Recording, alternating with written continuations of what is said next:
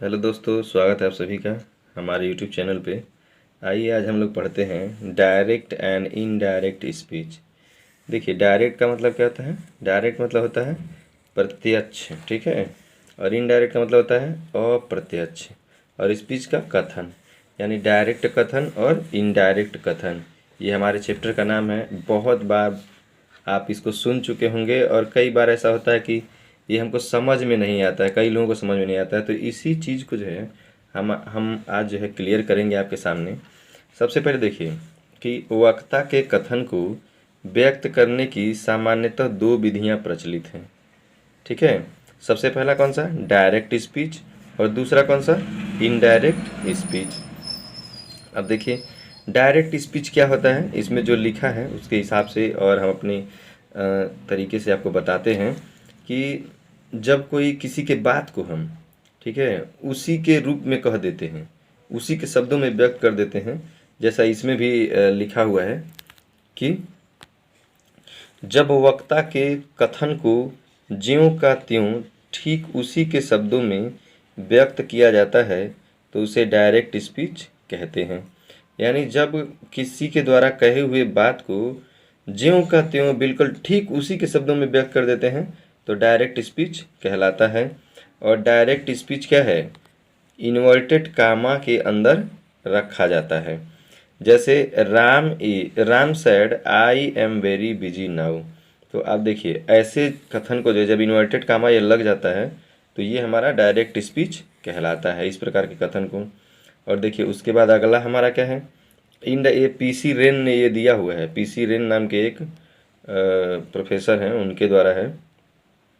उसका कह रहा है इनडायरेक्ट स्पीच, इनडायरेक्ट के कथन को जब हम अपने ढंग से बदल कर कहते हैं और इसी प्रकार के कहने की विधा को इनडायरेक्ट स्पीच कहते हैं। जैसे किसी ने कुछ कहा है तो उसके शब्दों में न कह के हम अपने शब्दों में कहें तो इनडायरेक्ट स्पीच है। अब देखिए सीधे सीधे आपको हम बता देते हैं कि डायरेक्ट स्पीच क्या है। डायरेक्ट स्पीच मतलब जब किसी के द्वारा कहे हुए शब्दों को या बातों को उसी के ज्यों का त्यों उसी के ढंग से जो हम कह देते हैं, उसी के शब्दों में व्यक्त कर देते हैं तो डायरेक्ट स्पीच कहलाता है। और जब उसके कहे हुए बात को, वक्ता के कहे हुए बात को हम अपने ढंग से बदल कर कहते हैं तो क्या रहता है, इनडायरेक्ट स्पीच हो जाता है। देखिए Ram said that he was very busy then, ठीक है। तो अब देखिए पहले वाला में क्या था कि Ram said I am very busy now, और इस ये हमारा डायरेक्ट था। और इसका इनडायरेक्ट कोटेशन बनाया गया तो क्या हुआ, इनडायरेक्ट स्पीच ये हो गया Ram said that he was very busy then. तो ये आपका जो है डायरेक्ट हो गया और ये वाला इनडायरेक्ट हो गया। तो इस प्रकार से डायरेक्ट और इनडायरेक्ट समझ में आ गया। अब देखिए तो अब इसको बनाने के नियम हम बाद में जानते रहेंगे, पहले कुछ और आपको बता देते हैं। एक देखिए रिपोर्टिंग वर्ब, ठीक है। इन्वर्टेड कामा के बाहर का जो भाग होता है ना, जैसे इसमें पहले वाले में ये दिया हुआ था राम सैड, तो इसको हम क्या कहते हैं, इसको रिपोर्टिंग वर्ब कहते हैं। इसके बाद का जो I am very busy now है ना, इसको जो हम क्या कहेंगे, रिपोर्टेड स्पीच। तो रिपोर्टिंग वर्ब और रिपोर्टेड स्पीच हो गया। उसके बाद है कुछ डायरेक्ट से इनडायरेक्ट बदलने के कुछ सामान्य नियम है, इसको हम बता देते हैं आपको। जैसे डायरेक्ट से इनडायरेक्ट स्पीच में बदलने के जो नियम है वो उसमें सामान्यतः तीन बिंदु जो है महत्वपूर्ण है, जो सभी प्रकार के वाक्यों पर लागू होते हैं। सबसे पहला चेंज ऑफ टेंस, उसके बाद चेंज ऑफ पर्सन, उसके बाद change of part of speech. ये आपका तीन जो है नियम है। चेंज ऑफ टेंस के बारे में बता देते हैं आपको। चेंज ऑफ टेंस के बारे में क्या है, यदि रिपोर्टिंग वर्ब पास्ट टेंस में हो तो, यदि रिपोर्टिंग वर्ब पास्ट टेंस में हो तो डायरेक्ट स्पीच के प्रेजेंट टेंस को, ठीक है, अपने कॉरस्पॉन्डिंग पास्ट टेंस में बदल देते हैं या अपने कॉरस्पॉन्डिंग पास्ट टेंस में बदल दिए जाते हैं या बदल जाते हैं। जैसे सिंपल प्रेजेंट टेंस को सिंपल पास्ट टेंस में बदलते हैं, कैसे, या कह लें कि प्रेजेंट इंडिफिनिट टेंस को पास्ट इंडिफिनिट टेंस में बदलते हैं। जैसे इसका एक डायरेक्ट दे रहे हैं आप, देखिए कि Ram said I am unwell, ठीक है। तो ये आपका डायरेक्ट स्पीच हो गया। और इनडायरेक्ट में क्या हो जाएगा, इनडायरेक्ट स्पीच में कि Ram said that he was unwell, ठीक है। अब देखिए यहाँ पे क्या था कि हमने जो है राम सेड जो हमारा लिखा हुआ है उसमें क्या किया हमने कि इसको चेंज करने के लिए राम सेड को राम सेड ही रहने दिया, क्योंकि ये पास्ट टेंस में है। तो अब यहाँ पे इन्वर्टेड कामा को हटा के हम दैट का प्रयोग कर देते हैं, तो यहाँ पे दैट का प्रयोग कर दिए। उसके बाद क्या है, आई की जगह ही का प्रयोग कर दिए। ये आप एक फार्मूला आपको बताएंगे कि होता है यस ओ एन, ठीक है, सन। तो यस मतलब और 1 2 3 सन 1 2 3। तो इसमें आपको होता है कि यस बराबर सब्जेक्ट फर्स्ट पर्सन के अनुसार, ठीक है, ऑब्जेक्ट सेकंड पर्सन के अनुसार, और यन जो हमारा होता है वो थर्ड पर्सन, यानी थर्ड पर्सन में नो चेंज।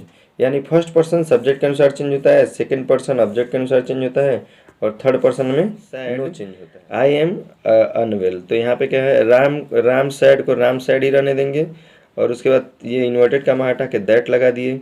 आई को ही में चेंज कर देंगे। आई हमारा कौन सा है, फर्स्ट पर्सन है। तो जब हमारा यस ओ एन वाला जो फार्मूला बताए हैं, तो ये हमारा फर्स्ट पर्सन है आई, तो इसको क्या है, सब्जेक्ट के अनुसार चेंज कर देंगे। सब्जेक्ट कौन है, राम है हमारा, राम हमारा सब्जेक्ट है, तो इसको हम चेंज किए किसमें, आई को चेंज कर दिए ही में। तो ही, और एम हमारा प्रेजेंट इंडिफिनिट में है या प्रेजेंट सिंपल प्रेजेंट में है, तो इसको सिंपल पास्ट में चेंज कर देंगे, एम को वाज में बदल देंगे, तो हो जाएगा दैट ही वॉज अनवेल। तो Ram said that he was unwell. तो ये आपका हो गया एक सिंपल प्रेजेंट टेंस को सिंपल पास्ट टेंस में। फिर प्रेजेंट इम्परफेक्ट टेंस यानी प्रेजेंट कंटीन्यूअस टेंस को पास्ट कंटीन्यूअस टेंस में बदलते हैं। जैसे Ram said I am going to school. तो देखिए अब यहाँ पे राम को राम रहने दिया, राम सैड तो लिख ही दिए, ये पास्ट टेंस में हमारा, तो इसको भी अब पास्ट टेंस में चेंज करेंगे। तो इन्वर्टेड कामा हटा के दैट लगा दिए, और आई को जो है वही फिर सन वाला फार्मूला में यस जो है फर्स्ट पर्सन के अनुसार, फर्स्ट पर्सन सब्जेक्ट के अनुसार, तो सब्जेक्ट क्या है हमारा कि हमारा राम के लिए जो है ही लगा देंगे यहाँ पे, तो ही यहाँ पे एम का वाज और गोइंग का गोइंग टू स्कूल हो जाएगा। तो Ram said that he was going to school. तो ये हमारा दो हो गया। इसके बाद बताते हैं, अब देखिए तीसरा दिया हुआ है कि प्रेजेंट परफेक्ट टेंस को पास्ट परफेक्ट टेंस में बदल देते हैं। प्रेजेंट परफेक्ट टेंस को पास्ट परफेक्ट टेंस में बदल देते हैं। देखिए एक एग्जांपल है कि he said I have completed the work. तब यहाँ पे क्या है, देखिए ही सैड को हम ही सैड ही रहने देंगे, और यहाँ पे इन्वर्टेड कामा हटा के वहाँ पे दैट का प्रयोग कर देंगे। तो इन्वर्टेड कामा हटा के हमने दैट का प्रयोग कर दिया। उसके बाद आई को जो है फिर अब ही में चेंज कर देंगे, तो he had completed the work. इस प्रकार से प्रेजेंट परफेक्ट टेंस को पास्ट परफेक्ट टेंस में, उसके बाद जो है प्रेजेंट परफेक्ट कंटीन्यूअस टेंस को पास्ट परफेक्ट कंटीन्यूअस टेंस में बदल देते हैं। जैसे he said I have been playing since morning. तो देखिए यहाँ पे क्या है, he said that he had been playing since morning. उसके बाद पास्ट इंडिफिनिट टेंस है, पास्ट इंडिफिनिट टेंस को पास्ट परफेक्ट टेंस में बदल देते हैं। देखिए यहाँ पे दे रखा है कि he said the horse dead. तो यहाँ पे इसका क्या बनाएगा कि he said that the horse had dead. ठीक है, पास्ट जो पास्ट परफेक्ट टेंस होता है उसका जो फार्मूला हम यहाँ लगा देंगे। उसके बाद जो है पास्ट कंटीन्यूअस टेंस को पास्ट परफेक्ट कंटीन्यूअस टेंस में बदलते हैं। जैसे he said boys were playing in the morning.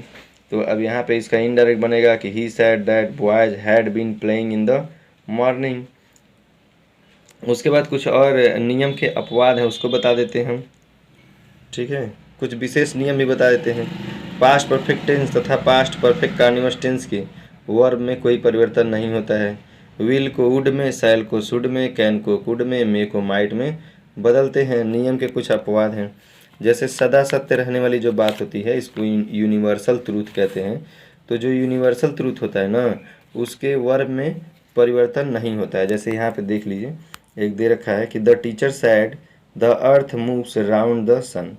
यानी अध्यापक ने कहा कि पृथ्वी जो है सूर्य के चारों तरफ घूमती है या सूर्य का चक्कर लगाती है। तो यहाँ पे इनडायरेक्ट क्या हो जाएगा, the teacher said that the earth moves round the sun. यानी ये तो सदा सत्य रहने वाली बात है ना, ये कहीं बदलेगा थोड़ी ना। तो जो यूनिवर्सल ट्रूथ होता है उसमें जो है कोई उसके वर्ब में जो है कोई परिवर्तन नहीं होता है। ऐसे है Ram said the sun rises in the east. तो ऐसे ही Ram said the sun rises in the east. कुछ आदत संबंधी जो हैबिचुअल फैक्ट्स होते हैं वो भी नहीं चेंज होते हैं। जैसे his father said I get up early in the morning daily, तो his father said that he gets up early in the morning. ठीक है, कुछ मुहावरे हैं जो नहीं चेंज होते हैं, ठीक, उनको हम देख लें। कुछ ऐतिहासिक तथ्य हैं वो भी नहीं बदलते हैं। जैसे इसमें एक दे रखा है कि he said Kalidas is the Shakespeare of India, तो he said that Kalidas is Shakespeare of India. और कुछ विशेष जानकारी है इसमें और वो भी बता देते हैं आपको।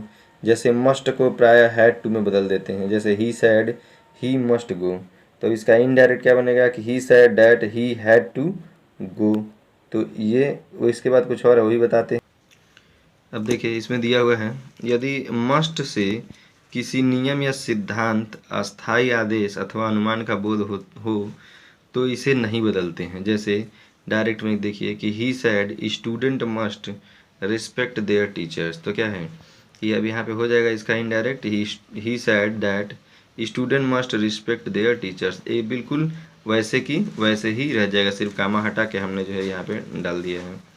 अभी यहाँ पे देखिए एक और है कि जब रिपोर्टेड स्पीच दशा यानी स्टेट का बोध कराती है तो रिपोर्टिंग वर्ब पास्ट टेंस में होने पर भी पास्ट इंडिफिनिट टेंस नहीं बदलता है। पास्ट इंडिफिनिट टेंस नहीं बदलता, कोई और बदले या ना बदले, लेकिन पास्ट इंडिफिनिट टेंस नहीं बदलता। जैसे यहाँ पे है डायरेक्ट में कि Ram said he was ready, तो क्या कर रहा है, Ram said that he was ready. एकदम उसी तरह से he said I lived many years in China, तो he said that he lived many years in China. एक बार फिर से मैं आपको क्लियर करा देता हूँ। यहाँ पे देखिए पार्ट ऑफ डायरेक्ट स्पीच में, डायरेक्ट स्पीच के दो पार्ट होते हैं, एक रिपोर्टिंग स्पीच या रिपोर्टिंग क्लास, और दूसरा जो है रिपोर्टेड स्पीच या रिपोर्टेड क्लास इसे कहते हैं। देखिए रिपोर्टिंग स्पीच में जो है या रिपोर्टिंग क्लास में रिपोर्टर, रिपोर्टिंग वर्ब और ऑब्जेक्ट, ये तीन चीज़ें पाई जाती हैं। जैसे यहाँ पे एक उदाहरण दिया हुआ है कि रवि सैड टू मी, तो यहाँ पे रवि क्या हो गया, सब्जेक्ट हो गया, सैड क्या हो गया, वर्ब हो गया, और टू मी क्या हो गया, ऑब्जेक्ट। उसके बाद क्या है इसमें रिपोर्टेड स्पीच या क्लास में करा क्या है, रिपोर्टेड स्पीच या क्लास में रिपोर्टर द्वारा कहा गया कथन जो होता है वही जो है क्या है, रिपोर्टेड स्पीच या रिपोर्टेड क्लास कहलाता है। जैसे I am doing my work, ठीक है। तो रिपोर्टिंग वर्क क्या है, जैसे मान लीजिए कोई सेंटेंस हमारे पास है तो उस सेंटेंस को, जैसे एक सेंटेंस हम यहाँ कहीं देख लेते हैं, कहीं दे रखा होगा तो मैं बताता हूँ। देखिए जो ये इन्वर्टेड कामा के बाहर है जो रवि सैड लिखा हुआ है, ये हमारा क्या हो जाएगा, ये हमारा रिपोर्टिंग स्पीच या रिपोर्टिंग क्लास हो जाएगा। और ये जो इन्वर्टेड कामा के अंदर है इसको जो हम क्या है, रिपोर्टेड स्पीच या रिपोर्टेड क्लास कहते हैं, इस वाले भाग को। ठीक है, तो इसको आप ध्यान में रखिएगा। इसके बाद इससे जुड़ी हुई और चीज़ें भी बताता हूँ। अब देखिए जैसा कि मैंने बताया था change of person, change of person का कैसे चेंज होता है।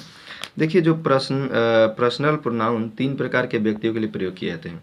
कौन कौन से, एक द पर्सन हु स्पीक्स, वह व्यक्ति जो बोलता है, द पर्सन स्पोकन टू, व्यक्ति जिससे बोला जाता है, और द पर्सन स्पोकन ऑफ, और वह व्यक्ति जिसके बारे में बोला जाता है। ठीक है, तो देखिए फर्स्ट पर्सन हो गया, सेकंड पर्सन और थर्ड पर्सन, यानी वह व्यक्ति जो बोलता है वह फर्स्ट पर्सन में आ जाएगा, जिससे बोला जाता है, व्यक्ति जिससे बोला जाता है, जिससे कहा जाता है उसे सेकंड पर्सन में आ जाता है, और वह व्यक्ति जिसके बारे में बोला जाता है वह थर्ड पर्सन में आ जाएगा। अब देखिए फर्स्ट पर्सन में क्या क्या है, आई, माई और मी है। सेकंड पर्सन में क्या है, यू, योर और यू है। और यहाँ पे थर्ड पर्सन में क्या है, ही, हिज, हिम, सी, हर है। पर्सनल प्रोनाउन, ठीक है, पर्सनल प्रोनाउन पर्सन, तो first person, second person, third person. ठीक है, अब फर्स्ट पर्सन में भी singular plural, singular plural second person में, सिंगुलर प्लूरल थर्ड पर्सन में। देखिए यहाँ पे जो है जो फर्स्ट पर्सन है उसमें नॉमिनेटिव केस में क्या है, आई और वी है। आई हमारा सिंगुलर है और वी हमारा प्लूरल है। तो आई का ऑब्जेक्टिव क्या होता है, मी, और पोसेसिव माई और माइन हो जाता है, और इम्फेटिक माई सेल्फ हो जाएगा। तो प्लूरल वाले में वी है, वी का अस होता है, आवर और आवर्स होता है, आवर सेल्स होता है। फिर सेकंड पर्सन में यू है, सिंगुलर में भी और प्लूरल में भी, इसका ऑब्जेक्टिव केस भी यू होता है। और पॉसेसिव केस में योर और योर्स दोनों में होगा, सिंगुलर और प्लूरल दोनों में। फिर उसके बाद इसका जो एम्फैटिक या रिफ्लेक्टिव जो प्रोनाउन है वो जो है योर सेल्फ और योर सेल्फ्स हो जाएगा। उसके बाद है थर्ड पर्सन देखिए ही का हिम ऑब्जेक्टिव होता है, पॉसेसिव ही जो होता है, और हिमसेल्फ रिफ्लेक्सिव प्रोनाउन या एम्फैटिक प्रोनाउन। फिर उसके बाद जो है नॉमिनेटिव वाले में सी का हर हो जाएगा, हर का यहाँ पे भी पॉसेसिव वाले में हर और हर्स होता है और हर सेल्फ हो जाएगा।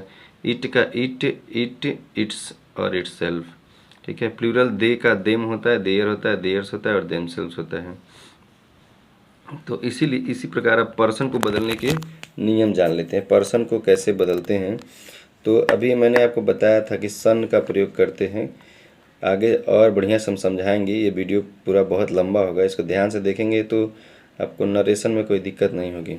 फर्स्ट पर्सन के बदलने के नियम देखिए, प्रथम पुरुष फर्स्ट पर्सन के प्रोनाउन को रिपोर्टिंग वर्ब की पर्सन, नंबर तथा जेंडर के अनुसार बदल दिया जाता है। जैसे इसमें एक एग्जाम्पल है कि सीता सैड, देखिए ये हमारा पास्ट टेंस में है और कह रहा है I have done my homework. Sita sad I have done my homework, तो इसमें क्या हो जाएगा, इसका इनडायरेक्ट सीता सैड कामा को हटा के दैट लगाएंगे और आई के लिए सी का प्रयोग कर देंगे, क्योंकि आई क्या है फर्स्ट पर्सन, और उस फार्मूले में क्या है सन वाले में यह सन और 1 2 3, तो फर्स्ट पर्सन क्या है सब्जेक्ट के अनुसार बदलते हैं। सब्जेक्ट कौन है सीता, तो सीता के अनुसार यहाँ पे सी हो जाएगा। तो सी हैड डन और माई का क्या सी के साथ हर का प्रयोग कर देंगे, तो she had done her homework.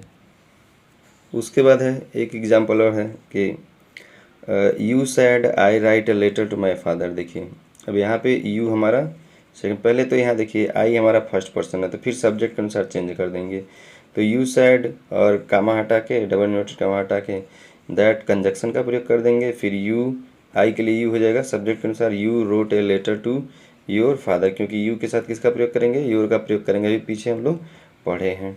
उसके बाद एक और है कि they said we write a letter to our father, तो यहाँ पे दे सैड कामा हटा के कंजक्शन दैट का प्रयोग कर देंगे। और देखिए फिर आई और वी हमारा क्या है, ये फर्स्ट पर्सन है, तो फर्स्ट पर्सन सब्जेक्ट के अनुसार बदलेंगे। तो सब्जेक्ट क्या है दे है, तो दे के अनुसार यहाँ पे दे हो जाएगा कि they said that they wrote a letter to their father. They के साथ देयर का प्रयोग करते हैं। अभी मैंने बताया था कि देयर हमारा क्या है पॉसेसिव केस होता है, ठीक है। उसके बाद सेकंड पर्सन को बदलने के नियम, सेकंड पर्सन में क्या है, जैसे सन है तो सब्जेक्ट और ऑब्जेक्ट को क्या है सेकंड पर्सन को बदलने के लिए ऐसे देखिए यहाँ पे लिखा है ऑलरेडी, सेकंड पर्सन के प्रोनाउन को जो रिपोर्टेड स्पीच में आते हैं उन्हें रिपोर्टिंग वर्ब के ऑब्जेक्ट के पर्सन, नंबर और जेंडर के अनुसार बदलते हैं। तो वही यस ओ, तो यहाँ पे 1 2, तो सेकंड पर्सन को ऑब्जेक्ट के अनुसार बदलते हैं। अभी अच्छे से समझा देंगे। He said to him you write a letter to your father. अब देखिए यहाँ पे यू है, तो ये सेकंड पर्सन को क्या है ऑब्जेक्ट के अनुसार, ऑब्जेक्ट क्या है हिम है, तो हिम के लिए क्या लगाएंगे ही लगा देंगे। तो ही टोल्ड, देखिए सैड टू को चेंज कर देंगे टोल्ड में, जब भी टू आएगा ठीक है या ऑब्जेक्ट आ जाएगा, ऑब्जेक्ट आएगा जब भी तो यहाँ पे टोल्ड हो जाएगा। तो he told him that he wrote a letter to his father, तो यहाँ पे सेकंड पर्सन को ऑब्जेक्ट के अनुसार चेंज कर देंगे, ठीक है। उसके बाद जो है कुछ और उदाहरण है इसका, जैसे एक है कि ही सैड टू देम, ठीक है, यू आर हैप्पी। देखिए यू आर हैप्पी, यहाँ पे फिर यू हमारा क्या है सेकंड पर्सन है, तो इसके लिए हम क्या करेंगे अब यहाँ पे ऑब्जेक्ट अनुसार चेंज करेंगे देम, ठीक है। तो ही टोल्ड देम, ठीक है, ही टोल्ड देम दैट, अब देखिए देम के लिए क्या होता है दे होता है, तो दे वेयर हैप्पी, तो he told them that they were happy, तो ये हमारा ऑब्जेक्ट के अनुसार हो गया। फिर उसके बाद अब देखिए थर्ड पर्सन को बदलने के नियम, देखिए थर्ड पर्सन ही हिज हिम सी हर हर्स दे देयर्स देम ज्यों का त्यों बने रहते हैं, इनमें किसी प्रकार का परिवर्तन नहीं होता है। जैसे he said to her he is very happy, तो क्या हो जाएगा अब देखिए यहाँ पे he told her that he was very happy, सिर्फ यहाँ पे हम टेंस परिवर्तन किए हैं, यहाँ पे जो है ये पर्सन जो है हम चेंज नहीं किए हैं, ठीक है। तो इसी प्रकार से यहाँ पे मैंने एक सूत्र उठाया है, देखिए ये सन जो है समझने के लिए, फर्स्ट पर्सन सब्जेक्ट के अनुसार, सेकंड पर्सन ऑब्जेक्ट के अनुसार और थर्ड पर्सन नो चेंज। हाँ देखिए, फर्स्ट पर्सन सब्जेक्ट के अनुसार, सेकंड पर्सन ऑब्जेक्ट के अनुसार और थर्ड पर्सन में नो चेंज। इसको ऐसे भी लिखा जाता है कहीं आसानी समझने के लिए कि यस ओ एन, तो first person one, second object second और थर्ड में नो चेंज, ठीक है। 3 देखिए, फर्स्ट पर्सन सब्जेक्ट के अनुसार, सेकंड पर्सन ऑब्जेक्ट के अनुसार और third person no change. First person subject के अनुसार, सेकंड पर्सन ऑब्जेक्ट के अनुसार, थर्ड पर्सन नो चेंज। तो सन 1 2 3 इसको हम याद रखेंगे। अब देखिए यहाँ पे कुछ और पढ़ते हैं, change of other parts of speech, निकटता को दूरी में बदलने वाले शब्द, जैसे डायरेक्ट स्पीच में जो रहता है उसको इनडायरेक्ट स्पीच में बदलते समय क्या हो जाएगा। जैसे नाउ को देन में बदल देते हैं, जस्ट को देन में बदल देते हैं, दैट डे को टुडे को दैट डे में बदल देते हैं, दिस को दैट में बदल देते हैं, दीज को दोज में बदल देते हैं, हियर को देयर में बदल देते हैं, हेंस को देन से बदल देते हैं, कम को गो में बदल देते हैं, टुमारो को नेक्स्ट डे में बदल देते हैं, यस्टरडे को द प्रीवियस डे में बदल देते हैं, ठीक है। लास्ट नाइट को द प्रीवियस नाइट में बदल देते हैं, एगो को बिफोर में बदल देते हैं, लास्ट वीक को द प्रीवियस वीक में बदल देते हैं। इस प्रकार से निकटता को दूरी में बदलने वाले शब्द, यानी डायरेक्ट स्पीच में ये है, तो जब इनडायरेक्ट हम स्पीच बनाएंगे तो क्या करेंगे, इसका प्रयोग करेंगे। देखिए आपको बताते हैं कि कुछ नियम ऐसे होते हैं जो भिन्न भिन्न प्रकार के वाक्यों के लिए भिन्न भिन्न होते हैं, इसलिए इन्हें स्पेशल रूल्स भी कहते हैं। और अतः यहाँ वाक्यों के भेद को समझना परम आवश्यक है। देखिए वाक्य अर्थ के आधार पर 5 प्रकार के होते हैं। सबसे पहला असर्टिव सेंटेंस, दूसरा इंटरोगेटिव सेंटेंस, तीसरा इंपेरेटिव सेंटेंस, चौथा ऑप्टेटिव सेंटेंस और पांचवा आपका एक्सक्लेमेटरी सेंटेंस। तो इसको जो है हम बारी बारी सब देखिए। असर्टिव सेंटेंस साधारण वाक्य, ठीक है। इस प्रकार के वाक्य समझने में सरल 2 प्रकार के होते हैं, एक तो अफर्मेटिव सेंटेंस, दूसरा नेगेटिव सेंटेंस। ये आप बहुत पहले पढ़ चुके होंगे, फिर भी मैं आपको बता देता हूँ कि असर्टिव क्या, अफर्मेटिव और निगेटिव, ठीक है। असर्टिव 2 प्रकार के होते हैं, अफर्मेटिव और निगेटिव। देखिए अफर्मेटिव क्या होता है, सकारात्मक कथन करते हैं, और निगेटिव क्या होता है, नकारात्मक कथन करते हैं। उसके बाद है इंट्रोगेटिव सेंटेंस, इसे कहते हैं प्रश्नवाचक वाक्य। प्रश्नवाचक वाक्यों के अंत में प्रश्नवाचक चिन्ह लगा रहता है। आप पढ़ने के लिए मेरे यूट्यूब चैनल पे एक और वीडियो डाला गया है, द सेंटेंस या टाइप करके होगा, उसको आप देख लीजिएगा और बहुत अच्छी तरह से आपको समझ में आ जाएगा। तो इंट्रोगेटिव सेंटेंस। तीसरा आपका है इंपेरेटिव सेंटेंस।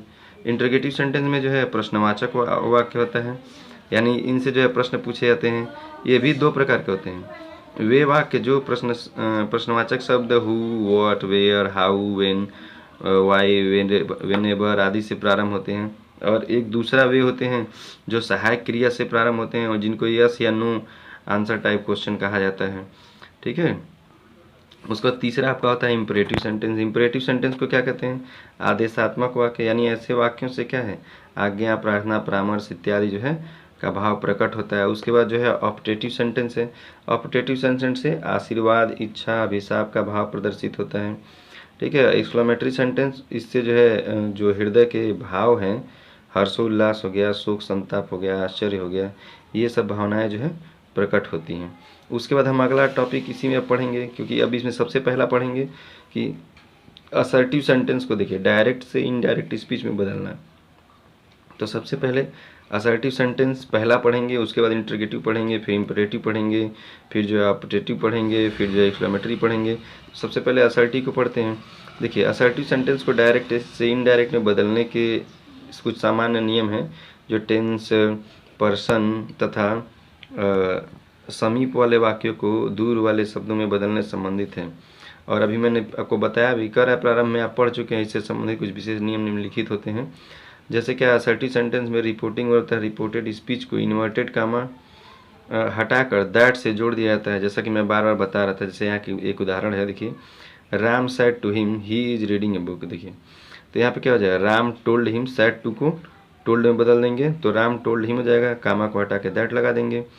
और क्या है ही, अब देखिए ये प्रेजेंट कंटिन्यूअस टेंस है, तो प्रेजेंट कंटिन्यूअस को किस में बदलते हैं, पास्ट कंटिन्यूअस में बदल देते हैं। तो he was reading a book, ठीक है। देखिए रिपोर्टिंग वर्ब के स्थान पर से शेष हो तो उसे टेल या टेल्स में बदल देते हैं। इस प्रकार के वाक्यों में यह ध्यान रखना चाहिए कि रिपोर्टेड स्पीच के वर्ब के टेंस में कोई परिवर्तन नहीं होता है, ठीक है। जो वर्ब का टेंस होता है ना, वो उसमें कोई परिवर्तन नहीं होगा। जैसे राम सेज टू मी है, क्या जाएगा, राम टेल्स मी हो जाएगा, कामा हटा के दैट लगा देंगे, कंजक्शन का प्रयोग कर देंगे। और फिर ही रीड्स ए बुक है तो उसको ही रीड्स ए बुक लगा देंगे। यानी जब भी हमारा रिपोर्टिंग वर्ब जो है, ठीक है, प्रेजेंट टेंस में रहेगा तो रिपोर्टेड स्पीच में या रिपोर्टेड स्पीच के वर्ब के टेंस में कोई परिवर्तन नहीं होगा, ठीक है। तो इस प्रकार से जो है, अब इसमें कुछ और एग्जाम्पल्स वगैरह हैं, हम बता देते हैं, या इसमें का कुछ और नियम है, देख लीजिए। कह रहा है यदि इन्वर्टेड कामा के अंदर कोई व्यक्तिवाचक संज्ञा, प्रॉपर नाउन, संबोधन कारक, केस ऑफ, एड्रेस के रूप में रहे तो रिपोर्टिंग वर्ब का ऑब्जेक्ट मानकर डायरेक्ट से इनडायरेक्ट में बदलना चाहिए। जैसे the teacher said Ram I am past pleased with you, तो क्या जाएगा, the teacher told Ram that he was pleased with him. देखिए अब यहाँ क्या है, ये राम इस भाग में था, ठीक है, रिपोर्टिंग वर्ब में नहीं है, रिपोर्टेड स्पीच में है। लेकिन क्या किए हैं, इसको जो है रिपोर्टिंग वर्ब का ऑब्जेक्ट मान के यहाँ पे बनाएंगे कि Ram told the teacher told Ram that he was pleased with him, ठीक है। चौथा एक और नियम है, कह रहा है यदि इन्वर्टेड कामाज के अंदर friend, father, mother, brother, sister, ladies and gentleman आदि कॉमन नाउन संबोधन के रूप में आए तो एड्रेस एज से इन्हें जोड़कर रिपोर्टिंग वर्ब के बाद रख देते हैं।